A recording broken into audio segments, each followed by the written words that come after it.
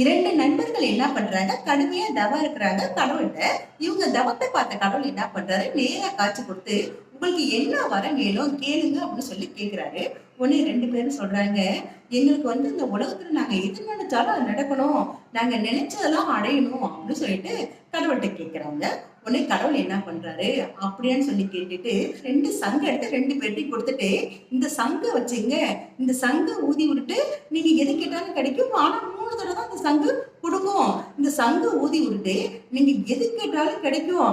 ஆனா உங்களுக்கு என்ன கிடைக்குதோ, அதே இது பக்கத்து வீட்டுக்காரங்களுக்கு 2 பங்கு கிடைக்கும்" அப்படின்னு சொல்றாரு கடவுள்.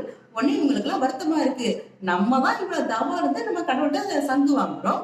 பக்கத்து வீட்டுக்காரனுக்கு என்ன பக்கத்து வீட்டுக்காரங்க எப்படி கிடைக்கலாம் அப்படின்னு சொல்லி வருத்தத்தோட என்ன பண்றாங்க, சங்க வாங்கிட்டு கடவுள்கிட்ட நன்றி சொல்லிட்டு இவங்க 2 பேரும் போறாங்க அவங்க வீட்டுக்கு.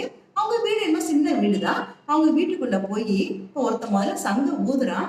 சங்க ஊதிவிட்டு எனக்கு மிகப்பெரிய மாளிகையாவும் எல்லா வசதிகளோட எனக்கு வேணும் அப்படின்னு சொல்லி சங்க ஊதி விட்டு கேட்கிறான். அதே மாதிரி எல்லா வசதிகளோட மிகப்பெரிய மாளிகை வருது, கிடைக்குது.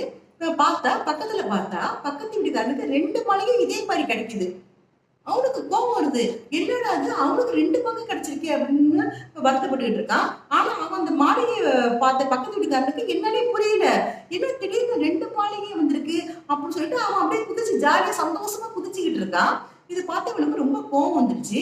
இன்னொரு நாள் என்ன பண்றான், 2வது தடவ சங்க ஊதி விட்டு, "இந்த ஒரு ரூம் நிறைய எனக்கு தங்கமும் வைரமுமா வேணும்" அப்படின்னு சொல்லி சங்க ஊதி விட்டு கேட்கிறான். அதே மாரி அந்த ஒரு ரூம் நிறைய தங்கமும் வைரமுமா அப்படியே ஜொலிக்குது.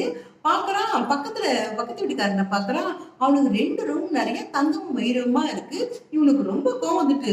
அவனுக்கு என்னன்னே புரியல. அவன் அப்படியே குதிக்கிறான். அப்படியே மிதக்குறான் அவன். அப்படியே சந்தோஷமா பறந்துகிட்டு இருக்கான் அவன் பக்கத்து வீட்டுக்காரன். இவனுக்கு ரொம்ப கோவம் வந்துட்டு, எப்படி இவனுக்கு கிடைக்கலாம் அப்படின்னு என்ன தெரியுமா பண்ணான்? சங்கு எடுத்தான். சங்க எடுத்து ஊதிட்டு அவனுக்கு ஒரு கண்ணு தெரியாம போணும். பக்கத்து வீட்டுக்காரனுக்கு ஒரு கண்ணு தெரியாம போணும் அப்படின்னு சொல்லிட்டு சங்கு ஊதி விட்டு சொல்றான். அவனுக்கு ஒரு கண்ணு தெரியாம போயிடுது. ஆனா இவனுக்கு 2 கண்ணுமே தெரியாம போயிடுது.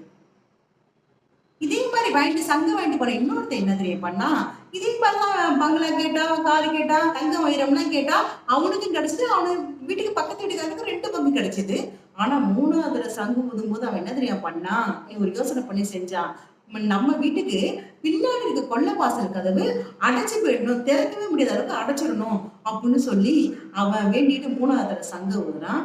அதே என்ன ஆகுது, பக்கத்து வீட்டுக்காரனுக்கு 2 கதவு 2 வாசல் கதவும் அடைச்சிருது, திறக்க முடியாத அளவுக்கு.